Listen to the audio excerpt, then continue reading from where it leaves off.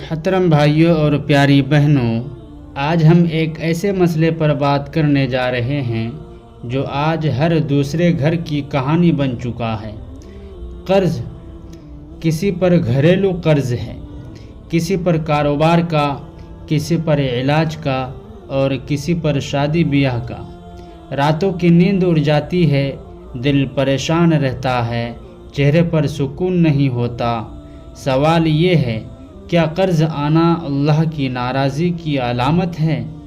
اور اگر ہم قرض میں ڈوب جائیں تو اسلام ہمیں کیا راستہ دکھاتا ہے؟ اسلام میں قرض لینا حرام نہیں، لیکن بلا ضرورت قرض لینا ناپسندیدہ ہے۔ نبی کریم صلی اللہ علیہ وسلم قرض سے پناہ مانگتے تھے۔ کیوں؟ اس لیے کہ قرض انسان کی آزادی، عزت اور سکون چھین لیتا ہے۔ قرض صرف پیسوں کا نہیں ہوتا، یہ ذہنی دباؤ، شرمندگی اور گناہ کا دروازہ بھی بن جاتا ہے اگر ادائیگی میں غفلت ہو۔ میرے بھائیوں، غور کیجئے، ہم قرض میں کیوں ہیں؟ نمبر 1، فضول خرچی، دکھاوے کی شادی، مہنگے موبائل، حیثیت سے زیادہ خرچ۔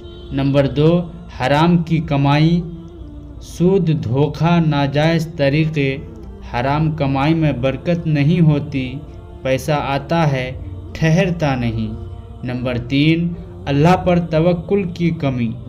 ہم کہتے ہیں پہلے قرض لے لیں، بعد میں اللہ راستہ بنا دے گا۔ یہ توکل نہیں، آزمائش کو دعوت دینا ہے۔ میرے عزیزو، قرض کا انجام بہت خطرناک ہے۔ عبادت میں دل نہیں لگتا، دعا میں آنسو نہیں آتے، سچ بولنے میں مشکل، وعدہ پورا نہ ہونے کا خوف، یہاں تک کہ نبی کریم صلی اللہ علیہ وسلم نے فرمایا، قرض دار کی مغفرت میں بھی رکاوٹ بن سکتا ہے۔ سوچئے، ہم دنیا کا قرض چکاتے چکاتے کہیں آخرت کا نقصان نہ کر بیٹھیں۔ اسلام کا حل، قرض سے نکلنے کا راستہ۔ اب سوال یہ ہے، اگر قرض آ چکا ہے تو کیا کریں؟ نمبر 1، سچی نیت، دل سے نیت کریں، یا اللہ، میں قرض ادا کرنا چاہتا ہوں۔ اللہ نیت دیکھتا ہے، رقم نہیں۔ نمبر 2، حلال کمائی، چاہے کم ہو لیکن حلال ہو تو اللہ اس میں برکت ڈال دیتا ہے۔ نمبر 3، فضول خرچ، آج ہی فیصلہ کریں، غیر ضروری خرچ بند، سادہ زندگی، قناعت اختیار کریں۔ نمبر 4، قرض دینے والے سے نرمی سے بات کریں، چھپے نہیں، جھوٹ نہ بولیں، سچ بولیں، اللہ راستہ بنا دے گا۔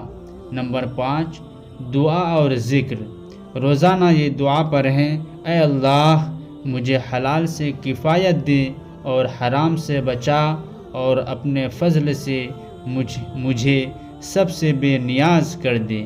یہ دعا نبی کریم صلی اللہ علیہ وسلم کی سکھائی ہوئی ہے۔ میرے پیارے بھائیوں، یاد رکھیے، قرض آ جانا ناکامی نہیں، لیکن قرض میں مایوس ہو جانا گناہ ہے۔ اللہ نے وعدہ کیا ہے، تنگی کے بعد آسانی ہے۔ بس شرط یہ ہے، صبر، سچائی، حلال، دعا۔ آج اگر آپ قرض میں ڈوبے ہیں تو سمجھ لیجئے اللہ آپ کو اپنی طرف بلانا چاہتا ہے۔ یا اللہ، جو قرض میں ڈوبے ہیں ان کی قرض ادا فرما، جو پریشان ہیں ان کی پریشانی دور فرما، جو مایوس ہے ان کے دلوں میں امید بھر دے۔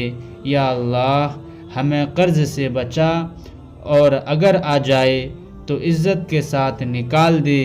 آمین یا رب العالمین۔